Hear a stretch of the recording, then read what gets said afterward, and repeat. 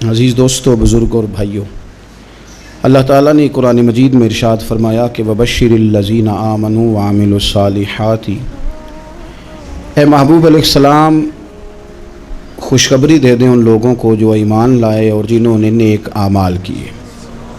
أَنَّ لَهُمْ جَنَّاتٍ تَجْرِي مِن تَحْتِهَا الْأَنْهَارُ، ان کے لیے جنت ہے اور جنت وہ ہے جس کے نیچے نہریں بہہ رہی ہیں۔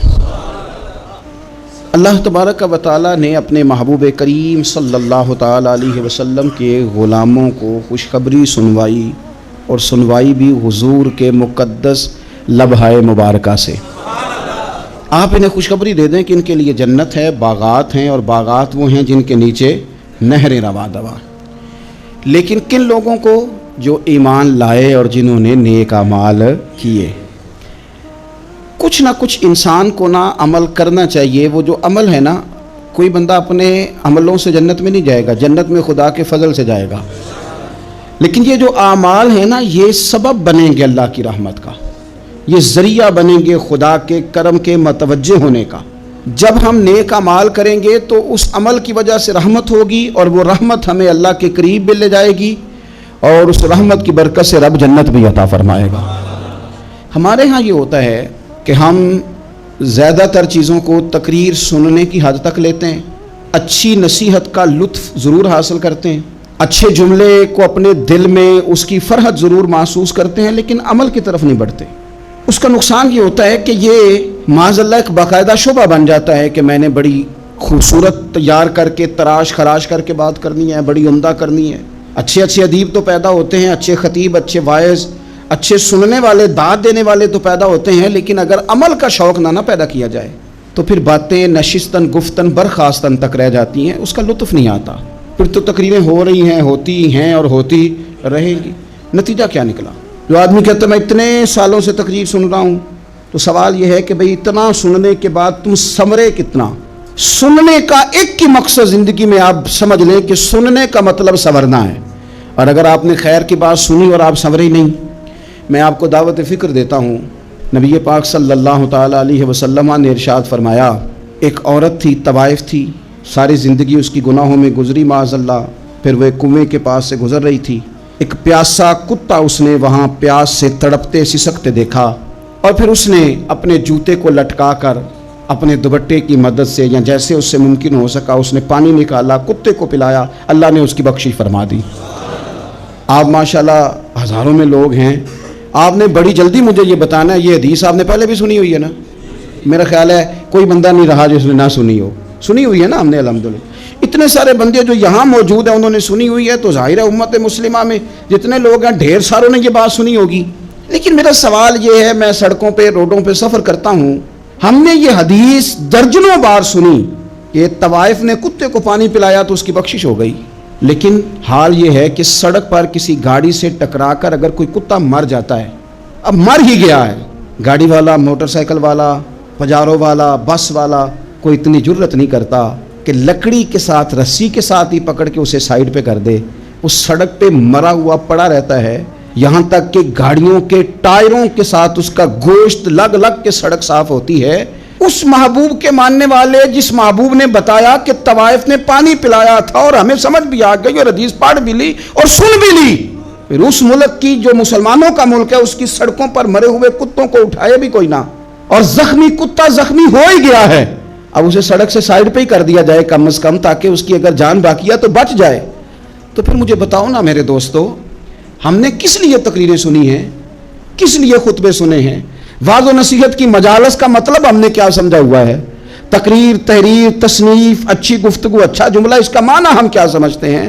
تو آج جو خوبصورت گھڑیاں شب برات کی صورت میں ہمیں نصیب ہونے جا رہی ہیں، اس سے پہلے اپنے دل میں یہ ارادہ کرو کہ رب کریم نے ہمیں جتنا دین کا فہم دیا ہے، سمجھ دی ہے، علم دیا ہے، ہم ارادہ کرتے ہیں اب ہم صرف سنیں گے نہیں، پڑھیں گے نہیں، صرف بیان ہی نہیں کریں گے، ہم عمل بھی کریں گے۔ کوئی تھوڑا سا نا عمل کا رستہ بھی تو میرے عزیز ہونا چاہیے۔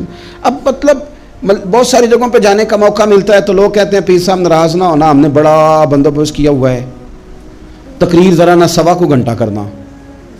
تو میں کہتا ہوں مثلاً آپ مجھے بتائیں نا 1.25 گھنٹہ تقریر کرا کے آپ نے کیا کرنا ہے؟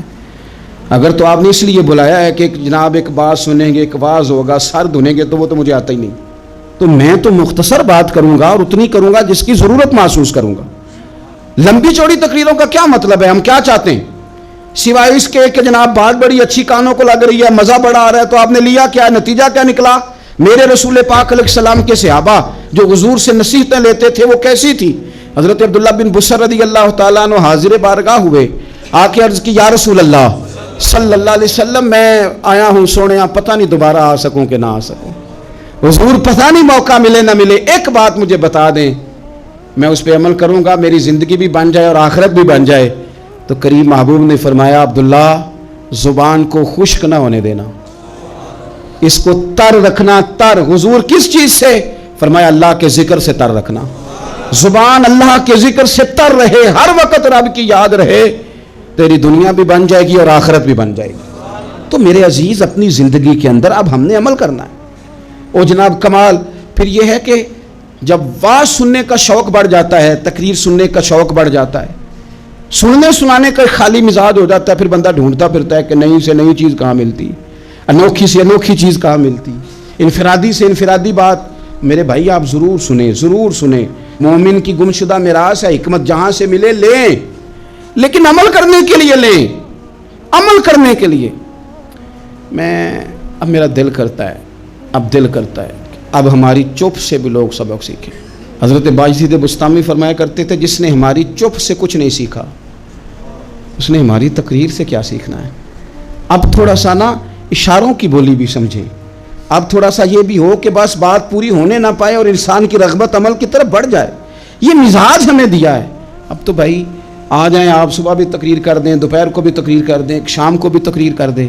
تو پھر یہ بھی ہوتا ہے کہ جناب وہ بیان آپ نے جو سنایا تھا نا وہ ذرا دوبارہ سنا دیں. تو میں کہتا ہوں پہلے سننے پر عمل ہو گیا تو نہ کریں. اب ہمیں تھوڑی باتیں سیکھ کر ان پر عمل کرنا ہے اور آگے بڑھنا ہے. بڑی سادی بات میرے ابا جی بتایا کرتے تھے. والا صاحب کہتے ہیں کہ ایک دیہاتی بندہ نا چلا گیا وہ کسی مولوی صاحب کی تقریر سننے. تو اس زمانے میں آپ کو پتہ ہے یہ واش روم کا مروجہ نظام نہیں ہوتا تھا، تو لوگ کھیتوں میں دوسری جگہوں پہ پیشاب کے لیے جاتے تھے. تو مولانا نے ایک احتیاط بیان کی. وہ کہنے لگے کہ پیشاب سخت جگہ پہ نہ کرو زمین پہ بیٹھ کر، ورنہ پیشاب کے چینٹے اڑیں گے، کپڑوں پہ پڑیں گے، اور حدیث میں سخت حکم ہے اس مسئلے. تو کوئی نرم جگہ ہو ایسی جہاں پیشاب کریں چھینٹے نہ اڑیں. وہ بندہ عمل کرنے والا تھا نا، اس نے میری تقریر سن کے سر دھن کے جانا نہیں تھا. اس نے اتنی ساری ریت لے لی، کپڑے میں باندھ لی، اور وہ اس نے کندھے پہ رکھی ہوئی ہے. جہاں پیشاب کا وقت آتا پہلے ریت بچھاتا، پھر پیشاب کرتا تاکہ میرے کپڑوں پہ نہ پڑے. ایک صاحب نے اسے کہا کوئی ہفتے بعد چلو بیان سننے چلیں. تو کہنے لگا میں پہلے پہ عمل کر لوں، یہی بڑا ہے. میں نے تو اتنی ساری ریت، کندھا تھک گیا ہے میرا، اس دن سے اٹھائی ہے. تو میں نہیں چاہتا کہ نہیں بھی سنوں تو کسی اور جگہ میں. یہ تفریح تباہ کے لیے بات کو نہ سمجھیں. اس سادے آدمی نے جو ہمیں سمجھایا مجھے اور آپ کو، اس پر غور کرے کہ کل بھی سنا تھا، پرسوں بھی سنا تھا، پیر صاحب نے ترسوں بھی کہا تھا، شیخ نے پرسوں بھی کہا تھا، پچھلے ہفتے بھی کہا تھا. تو نے اگر شیخ کی بھی نہیں سنی، استاد کی بھی نہیں سنی، پیر کی بھی نہیں سنی، اور اس دور کے پیر جو صحیح کام کرنے والے ہیں، استاد جو صحیح کام کرنے، مجبور ہو گئے بیچارے. کہتے ہیں کس کی تربیت کریں؟ کس درد سے کہا تھا حضرت سلطان باؤ نے.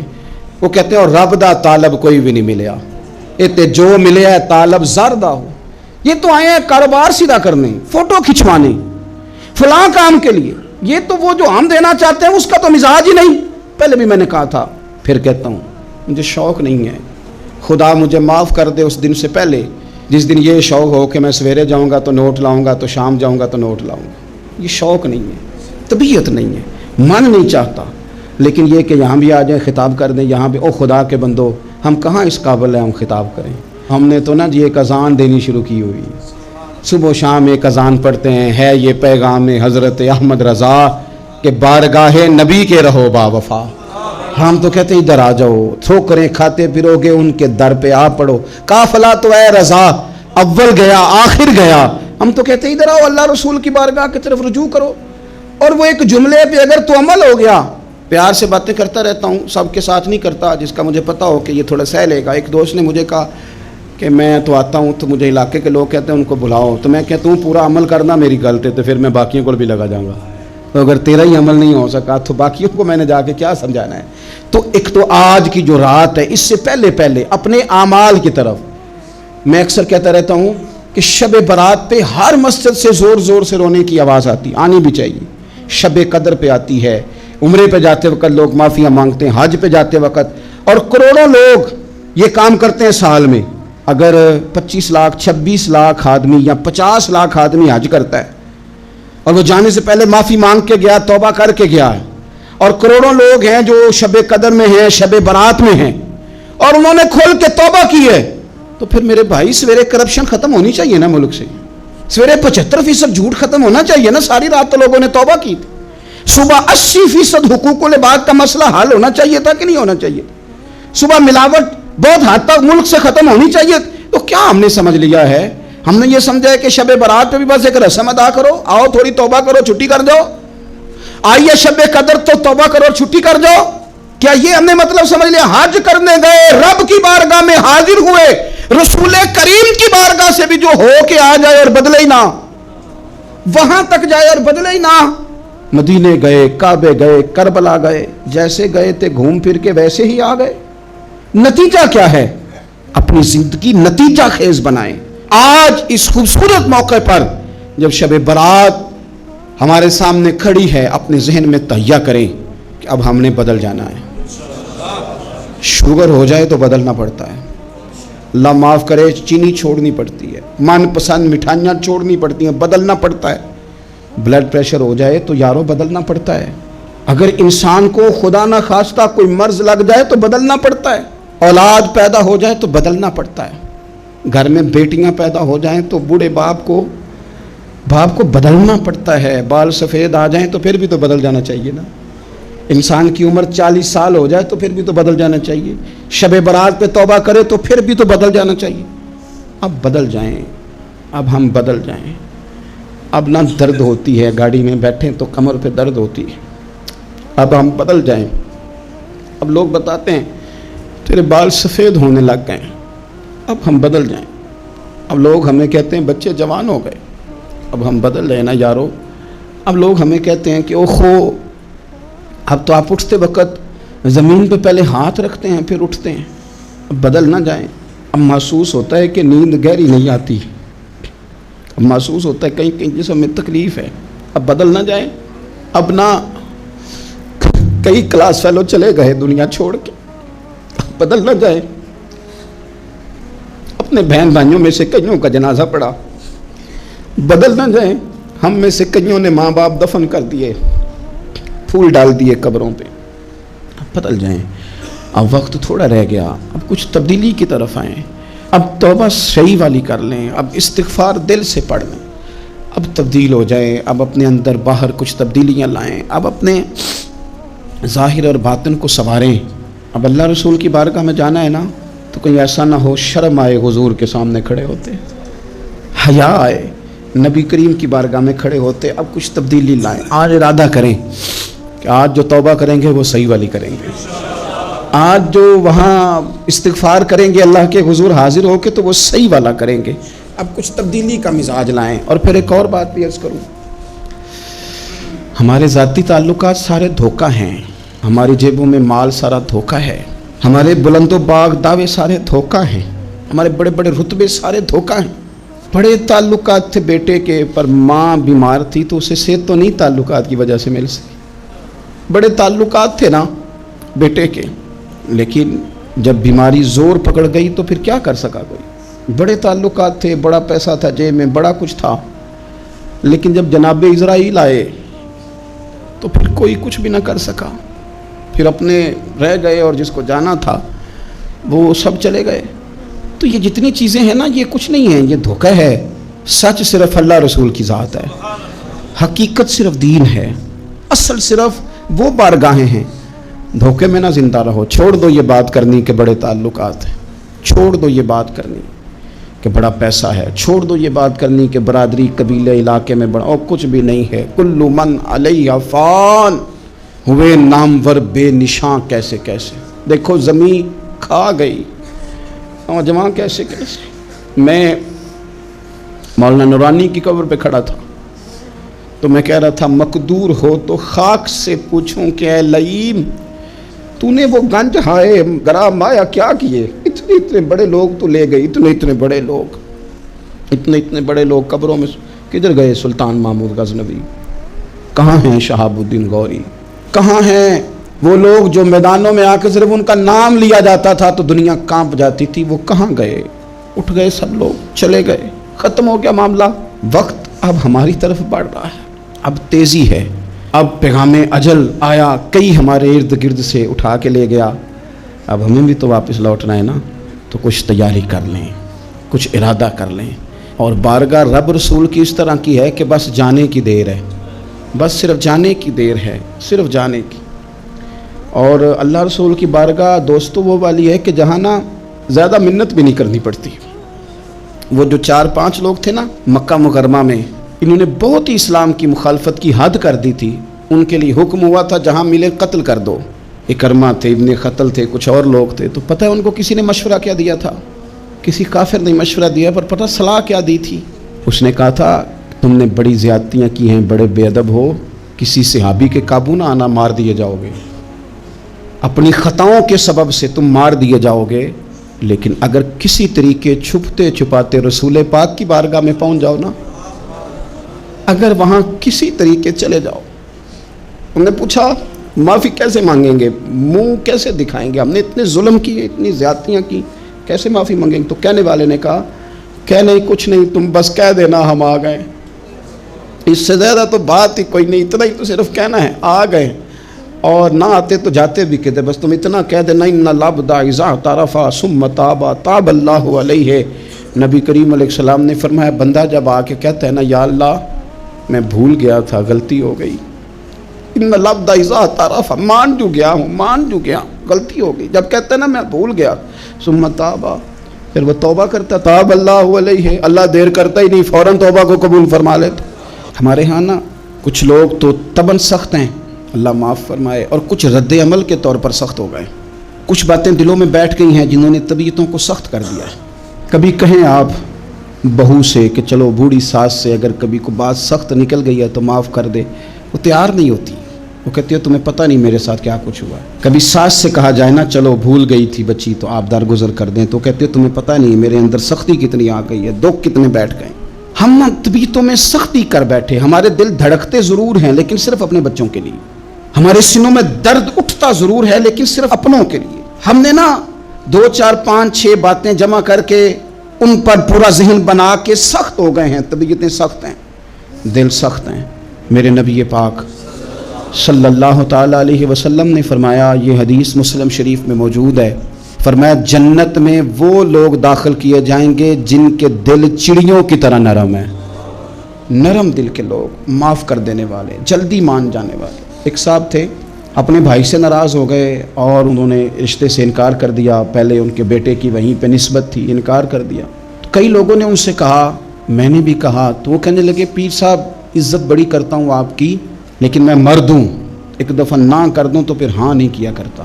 تو میں نے اس صاحب سے کہا، میں نے کہا یوں نہ کر، اگر صبح قیامت تیرے بارے میں کوئی سخت فیصلہ آ جائے اور رب کو منانا ہو کسی مقام پر تو کیا کہے گا؟ بہانے بنا بنا کے ہم سخت ہو گئے، دل اتنے سخت پتھر کر لیے، میں فلاں ہوتا ہوں جی، میں نہیں دوبارہ کسی کی سنتا۔ اور خدا کے بندو، میرے نبی پاک علیہ السلام نے فرمایا مومن تو اس طرح ہوتا ہے جس طرح اونٹ کے ناک میں نکیل ہوتی ہے، بٹھا دو تو بیٹھ گیا، اٹھ جاؤ تو اٹھ گیا۔ اور حضور نے فرمایا وہ لوگ جو بہت بد اخلاق ہیں، جھگڑالو ہیں، فسادی ہیں، سخت دل ہیں، وہ لوگ جنت میں نہیں جائیں گے، جو جھگڑے کرتے پھرتے ہیں، جھگڑالو لوگ ہیں۔ عزیز دوستو، اپنی زندگی کے اندر طبیعت میں نرمی، اگر طبیعت نرم ہو گئی نا جی، مزاج میں نرمی آ گئی، تو پھر آپ محسوس کریں گے کہ آپ معاف کرتے بھی جلدی ہیں اور معافی دیتے بھی جلدی ہیں۔ پھر آپ کے تعلقات بچیں گے، آپ کی نسبتیں بچیں گی، آپ کے بہت سارے رشتوں میں قربت آئے گی، ٹوٹیں گے نہیں۔ ایک تو دل نرم کریں، کسی شخص کے بارے میں دل میں کوئی بات ہے تو اسے معاف کریں اور معافی دیں۔ کچھ لوگ بالکل ٹھیک ٹھاک ہوتے ہیں، کوئی ناراضگی نہیں ہوتی، لیکن آپ نے بچی کی شادی کا کارڈ دیا نہیں تو فوراً ناراض ہو جاتے ہیں، اور پھر آپ سمجھا رہے ہیں، قائل کر رہے ہیں، وہ تیار ہی نہیں ہے قائل ہونے کو۔ سنو، اور اس حدیث کو یاد رکھنا، نبی پاک صلی اللہ تعالی علیہ وسلم نے فرمایا جس کے پاس اس کا بھائی عذر لایا، بھائی معافی مانگنے آیا اور پھر اس نے معاف نہ کیا، اللہ کے حبیب فرماتے میرے حوض کوثر پہ نہ آئے، تو سخت ہو کے بیٹھ گیا ہے، تو کہتا ہے میرے سے پہلے سنے میں آپ کو بتاؤں اس نے میرے ساتھ کیا کیا، اور ٹھہر جا، اگر حساب کتاب کے بعد معافی والا اصول رکھ لیا جائے کہ پہلے حساب کتاب ہوگا، غلطیوں کا مداوع ہوگا، پھر معافی ہوگی، تو یہی حساب اگر رب کریم بندوں کے ساتھ کرے تو پھر میں اور آپ کدھر جائیں گے؟ تو اس سادی بات پہ آ جاؤ نا، تو دو جملوں میں حضور نے سمجھائی ہے، فرمایا تم رب کے بندوں کو معاف کر دو، اللہ تمہیں معاف کر دے گا۔ تو آج کی شب سے پہلے، آج کے دن سے پہلے، رمضان المبارک کے تشریف لانے سے پہلے اپنی طبیعت کے اندر ایسا ذوق لائیں، ایسی طبیعت لائیں کہ ہم نے معافی دینی بھی ہے اور معافی لینی بھی ہے۔ بعض اوقات ہم رسم ادا کرتے ہیں شب برات سے پہلے، یہ سوشل میڈیا پہ چل گیا، فلانے کو فلان کہہ دیا، اگر کوئی کبھی ہوئی نا تو معاف، ایسے تو نہیں نا معافیاں ہوتی، ہمیں پتہ ہوتا ہے ہم سے کون ناراض ہے، ہمیں خبر ہوتی ہے ہم نے کس کو تکلیف دی، ہمیں پتہ ہوتا ہے کس نے ہمارے لہجوں سے پریشانی پائی ہے، کون ہے جو ہماری وجہ سے اذیت کا شکار ہے، تو اس سے جا کے معافی مانگے، تو یہ چیزیں معافی کا سبب بن جائیں گی۔ اور پھر میرے نبی پاک صلی اللہ علیہ وسلم نے 2-4 چیزیں اور بھی بیان کی ہیں، میرا دل کرتا ہے کہ وہ بھی ذرا آپ کو عرض کر دوں۔ حضور سید عالم علیہ السلام نے نا جنت میں لے جانے والے جب اعمال بیان کیے تو حضور علیہ السلام نے فرمایا کہ ایک تو زکوٰۃ صحیح ادا کرنا، شرک سے بچنا، توحید پہ قائم رہنا، اور زکوٰۃ ٹھیک ادا کرنا، اور اپنے رشتہ داروں سے اچھا سلوک کرنا، جنت میں داخل ہو جاؤ گے۔ یہ جو ہمارے زیادہ قریبی لوگ ہوتے ہیں نا، ان کا حق بھی شریعت نے زیادہ رکھا ہے، اور یہ بعضوں کا تکلیف بھی زیادہ دیتے ہیں۔